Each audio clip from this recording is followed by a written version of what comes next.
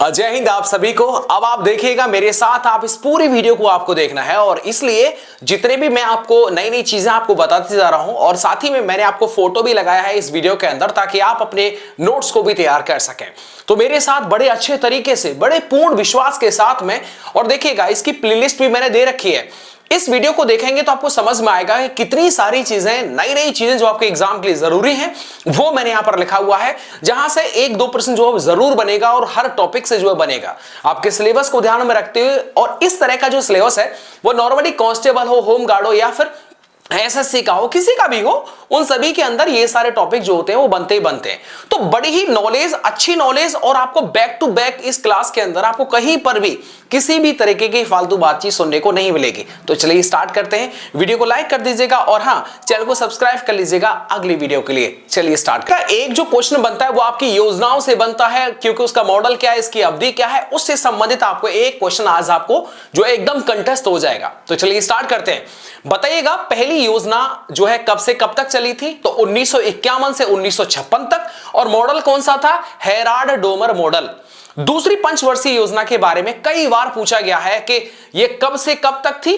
तो 1951 से 1956 तक, और दूसरी जो थी वो थी 1956 से 1961 तक। मॉडल किस आधार थी? तो वो थी पीसी महालनोबिस मॉडल पर दूसरी पंचवर्षीय योजना जो है वो आधारित थी। तीसरी पंचवर्षीय योजना के बारे में पूछा जाएगा आपसे, समय पीरियड यानी कब से कब तक। तो दो प्रकार के प्रश्न होते हैं। इसका जवाब हो जाएगा 1961 से 1966, और ये आत्मनिर्भरता, इस पर जो है बल दिया गया था। अब देखिएगा योजना अवकाश के बारे में पूछा जाता है कि योजना अवकाश कब से कब तक था? तो 1966 से 1969 तक ये वार्षिक योजना जो है इसमें प्रावधान किया गया था। चौथी पंचवर्षीय योजना 1969 से 1974 तक थी, और इसमें क्या होता था कि स्थिरता के साथ जो है वो विकास पर बल दिया गया था। पांचवी पंचवर्षीय योजना का टाइम पूछा जाएगा तो वो 1974 से 1978 तक थी, और पांचवी पंचवर्षीय योजना बहुत इंपॉर्टेंट है, इसके अंदर गरीबी हटाओ से संबंधित प्रावधान जो है वो उस पर बल दिया गया था।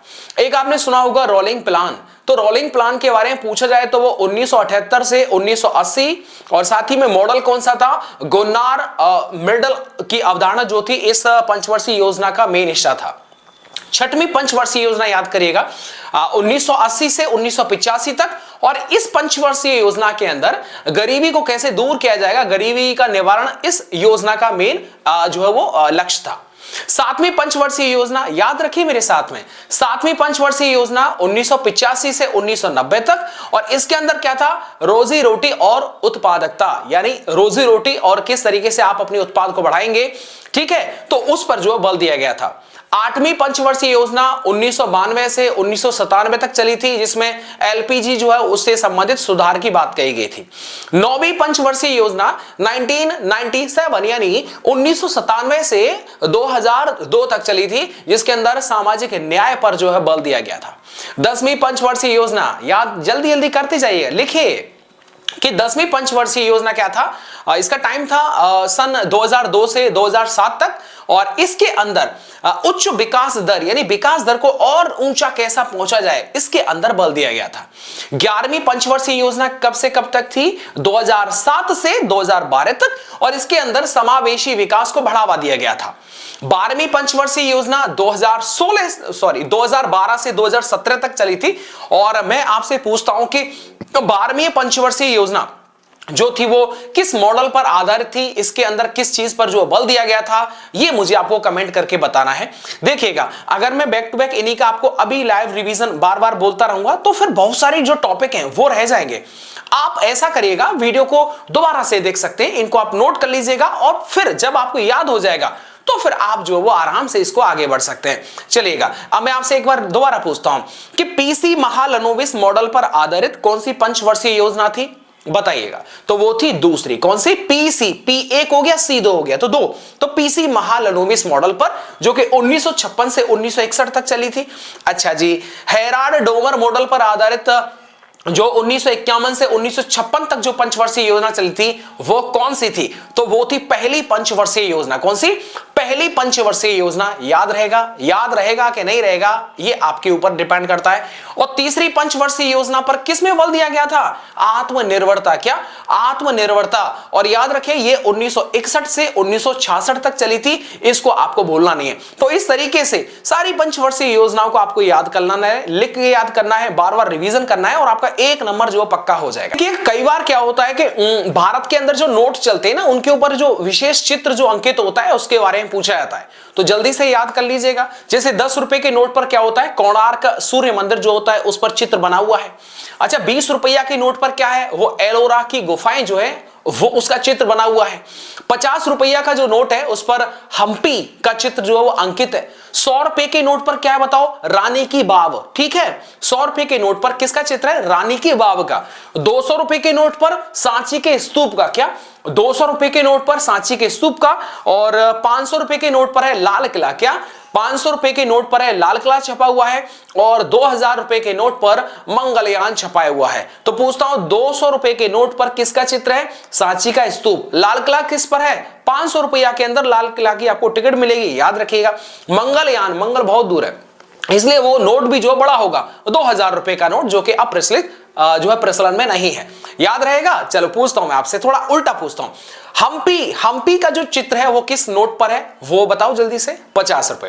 रानी की बाव। क्या? रानी की बाव। रानी का अगर जैसे कोई रानी आई, कोई महिला आई शादी होकर के, ठीक है, उसका होता है ना, जैसे उसका जो है चेहरा देखते हैं तो कितना देना होता है? 100 रुपया। कितना? 100 रुपया। ठीक है, एलोरा की गुफा होगा तो 20 रुपया। क्या? एलोरा की गुफाएं किस पर है? 20 रुपए के नोट पर है।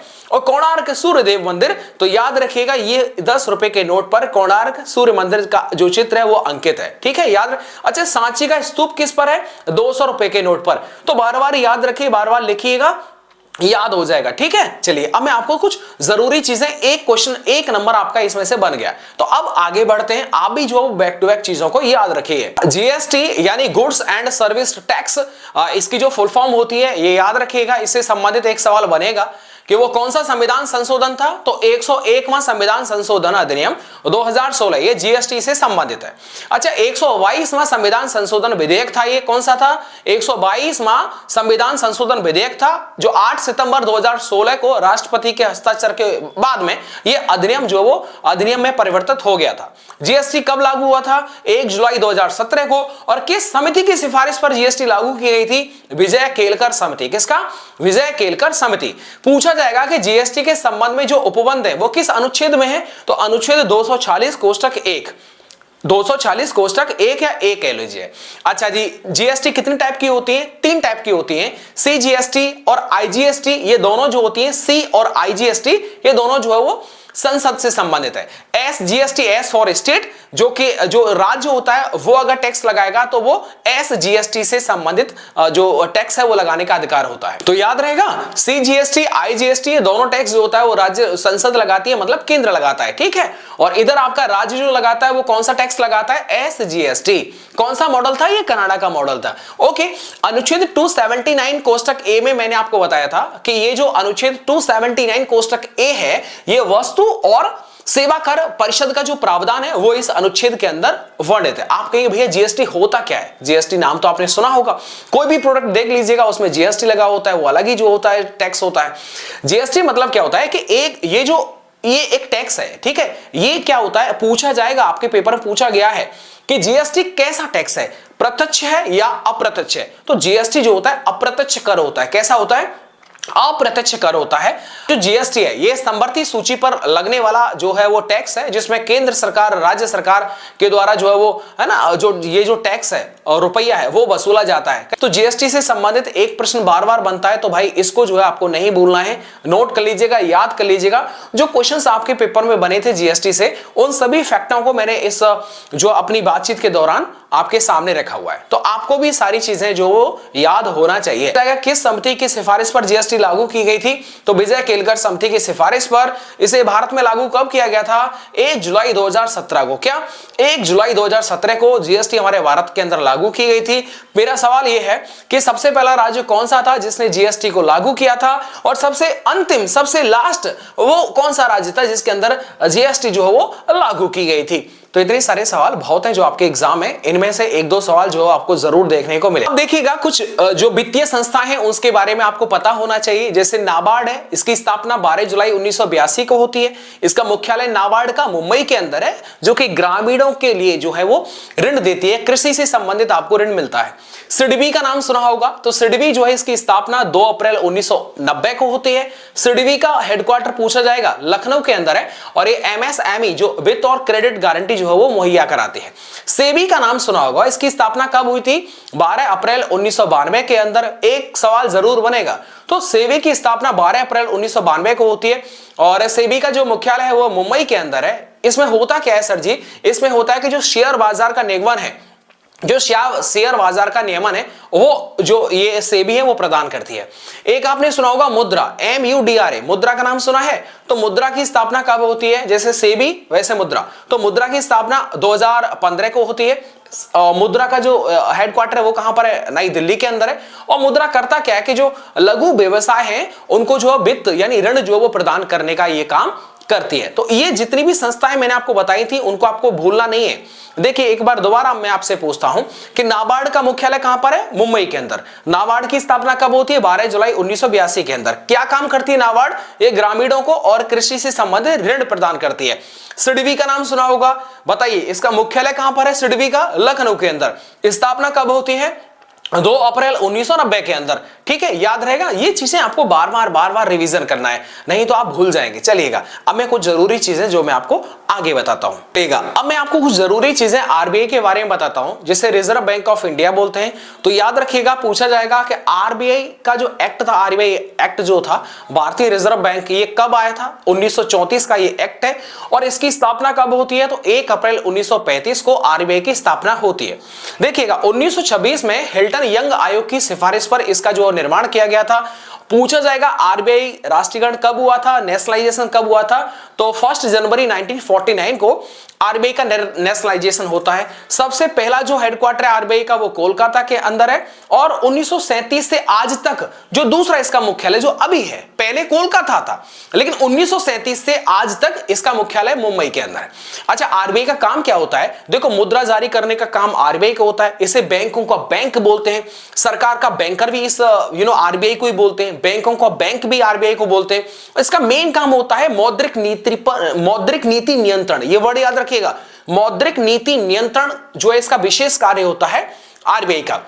पूछा जाएगा कि आरबीआई का जो प्रतीक चिन्ह है उसके अंदर क्या है? पाम ट्री है, जिसे हम ताड़ का पेड़ बोलते हैं, और एक और है रॉयल बंगाल टाइगर। इसका लोगो आप देखिएगा तो उसके अंदर एक पेड़ देखेगा जो ताड़ का पेड़ है, और इसके लोगो में एक टाइगर देखेगा जिसका नाम है रॉयल बंगाल टाइगर। तो याद रहेगा, कोई दिक्कत तो नहीं है। पूछा जाए, एक बार दोबारा रिवीजन करवा देता हूं। आरबीआई की स्थापना 1 अप्रैल 1935 को हिल्टन यंग आयोग की सिफारिश पर इसे बनाया गया था। 1926 में यह आयोग जो बना था, और ये जो आरबीआई एक्ट था वो कब था? 1934 का। याद रहेंगे। तो इन सारी चीजों को जो आपको भूलना नहीं है, याद रखिएगा। वीडियो को लाइक कर दीजिएगा यार, और बताइएगा कि कैसा जो है आपको लग रहा है। ठीक है, चीजें सटीक हैं जो आपको याद करनी है, जो आपको नोट करनी है। कुछ मैं योजनाएं आपको बताता हूं जिनकी आपको डेट याद कर लेनी है भाई। इनसे एक सवाल बनता ही बनता है, तो बहुत मेहनत लगती है इन चीजों को जो आप तक पहुंचाने के लिए। तो आप भी मेरे साथ जो पूरी मेहनत करिएगा। चलिएगा, मैं आपसे पूछता हूं, बेटी बचाओ बेटी पढ़ाओ जो है ये योजना जो है कब लागू की गई थी? 22 जनवरी 2015 को। कब? 22 जनवरी 2015 को बेटी बचाओ बेटी पढ़ाओ जो योजना थी वो सामने आई थी। एक देखिएगा, मृदा स्वास्थ्य कार्ड योजना जो है कब लागू की गई थी? 19 फरवरी 2015 को। एक और प्रधानमंत्री सुरक्षा बीमा योजना 9 मई 2015 को। ये तीन थी, बहुत जरूरी थी, जो 9 मई 2015 को लागू की गई थी। एक तो ये था प्रधानमंत्री सुरक्षा बीमा योजना, और दूसरा था प्रधानमंत्री जीवन ज्योति बीमा योजना, और एक थी अटल पेंशन योजना। तीनों जो थी, अटल पेंशन योजना, प्रधानमंत्री जीवन ज्योति बीमा योजना और प्रधानमंत्री सुरक्षा बीमा योजना, ये जो तीनों थी वो 9 मई 2015 को जो लागू की गई थी। आगे देखिएगा, अटल पेंशन योजना बता दिया 9 मई 2015 को। इन तीनों को आपको याद करना है। अच्छा, प्रधानमंत्री आवास योजना जो शहर से संबंधित थी, तो प्रधानमंत्री आवास योजना ये 25 जून 2015 को लागू की गई थी। एक आपने देखा होगा अमृत योजना। क्या? अमृत योजना जो 22 जून 2015 को लागू की गई थी। एक है उदय योजना। क्या? एक है उदय योजना, ये नवंबर 2015 को जो वो लागू की जाती है। एक बहुत फेमस है स्टार्टअप इंडिया। स्टार्टअप इंडिया कब चालू हुई थी? 16 जनवरी 2016 को। एक फसल से संबंधित है। प्रधानमंत्री फसल बीमा योजना 18 फरवरी 2016 को। प्रधानमंत्री उज्ज्वला योजना, ठीक है, वो 1 मई 2016 को। ये कई बार पूछी गई है कि प्रधानमंत्री उज्ज्वला योजना जो है कब लागू की गई थी? 1 मई 2016 को। और प्रधानमंत्री आवास योजना जो ग्रामीणों से संबंधित थी वो थी 1 अप्रैल 2016 को। अच्छा जी, एक है उड़ान योजना जो 21 अक्टूबर 2016 को। एक है आयुष्मान भारत योजना जिसके अंदर आयुष्मान कार्ड बनाए गए थे, तो वो थी 23 सितंबर 2018 को। याद रखिएगा भाई, याद करना पड़ता है ये चीजें, ठीक है। तो आयुष्मान भारत योजना 23 सितंबर 2018 को। एक है देखो अटल भूजल योजना। क्या अटल भूजल योजना जो थी कब लागू की गई थी? 25 दिसंबर 2019 को। उम्मीद करता हूं आपको याद होगा। बार बार रिवीजन करिए, बार बार लिखिए। अगर योजनाओं से संबंधित सवाल आता है तो इससे बाहर नहीं जाएगा, ठीक है। तो ये चीजें याद रखिए। अच्छा, 2025 की थोड़ी मैं आपको जरूरी बता दूं। देखिए, प्रधानमंत्री विकसित भारत योजना, प्रधानमंत्री विकसित भारत रोजगार योजना कब लागू की गई थी? 1 अगस्त 2025 को। एक और है 2025 की, याद रखिएगा। एक राष्ट्र एक सदस्यता योजना, वो 1 जनवरी 2025 को।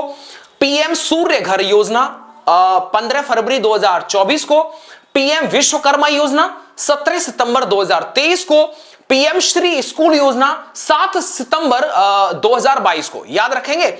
अच्छा जी, एक और मैंने आपको बताया था अटल भूजल योजना, बताइए जल्दी से कब थी? वो थी 2019 यानी 25 दिसंबर 2019 को।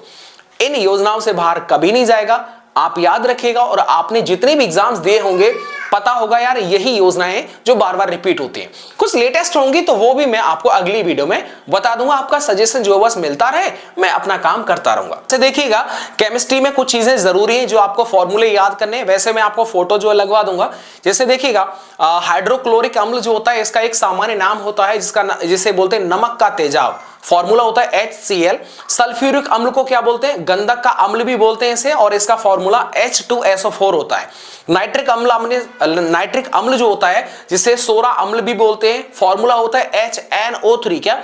HNO3। एक होता है एसिटिक, जिसे एथेनॉल अम्ल भी बोलते हैं। तो एसिटिक अम्ल जो होता है जिसे सिरका बोलते हैं, इसका फॉर्मूला पूछा गया कई बार, CH3COOH। CH3COOH। एक पूछा जाएगा सोडियम हाइड्रोक्साइड। क्या? सोडियम हाइड्रोक्साइड, जिसे हम कास्टिक सोडा भी बोलते हैं, और इसका फॉर्मूला जो होता है वो होता है NaOH। याद रखिएगा, गलती नहीं करना। के साथ ही में आपसे पूछा है मार्स गैस का फॉर्मूला क्या होता है? मार्स गैस बोले तो मीथेन, फॉर्मूला होता है CH4। एक आपने देखो गोबर गैस जिसे बायोगैस भी बोलते हैं, फॉर्मूला होता है CH4 प्रधान। एक होता है फ्यूल गैस जिसे हाइड्रोजन बोलते हैं, H2 फॉर्मूला होता है। अच्छा जी, एक होता है सफेद थोता। ये पेपर में आया था, ग्रुप डी के एग्जाम में आया था कि सफेद थोता जो किसको बोलते हैं? जिंक सल्फेट को। Formula ZnSO4। क्या? जिंक सल्फेट, फॉर्मूला ZnSO4, जिसे हम सफेद थोता बोलते हैं। एक्चुअली में थोता 3 होते हैं, लाल, हरा, सफेद, लेकिन सफेद कई बार पूछा गया है तो मैंने आपको सफेद भी बता दिया है। अच्छा जी, इसके बाद में एक आपने देखा होगा जला चूना। क्या? जला हुआ चूना जो होता है इसका फॉर्मूला होता है CaO। क्या होता है? CaO, जिसे हम क्विक लाइम भी बोलते हैं। क्या बोलते हैं? इसे हम क्विक लाइम भी बोलते हैं। तो ये जरूरी चीज थी जो मैंने आपको आज की वीडियो में मैंने आपको करवाया। बाकी आपका जो भी सजेशन मिलता रहेगा मेरे भाई, बिल्कुल जो है वो आपको अगली क्लासेस में ऐड किया जाएगा। प्लेलिस्ट का लिंक दिया हुआ है, इन वीडियोस को आप देखिएगा। और सारे टॉपिक्स का मैं आपको जो है वो फोटो भी लगा रहा हूं वीडियो के अंदर, ताकि आप नोट्स बना पाएं। मेरा परम उद्देश्य है कि इस बार जब आप एग्जाम में जाएं तो एक बेहतरीन चीजें जो है वो आपके सामने रहे। और ये देखिएगा, जब तैयारी करके कोई भी इंसान लर्न कर सकता है, याद कर सकता है। बड़ी डिफिकल्ट होती है जब डेट वेट होती है, कुछ चीजें बार बार रिवीजन करते हैं और वो हो जाती हैं। क्या? हो जाती हैं। तो अपने अंदर ये हिम्मत रखिएगा कि जब ऐसा तो नहीं कि ये चीजें बस ऐसे ही आई, और क्योंकि आपके एग्जाम में बनी थी, तो एग्जाम में कोई चीज आती है तो उसको फिर आपको लर्न करना ही पड़ता है। तो याद करिएगा, नोट करिएगा, याद करिए, नोट कर दिए, रिवीजन करिएगा, बार बार लिखिए, चीजें याद हो जाएंगी। आपका सवाल मतलब इस वीडियो के अंदर आपका 10 नंबर एकदम पक्का हो गया।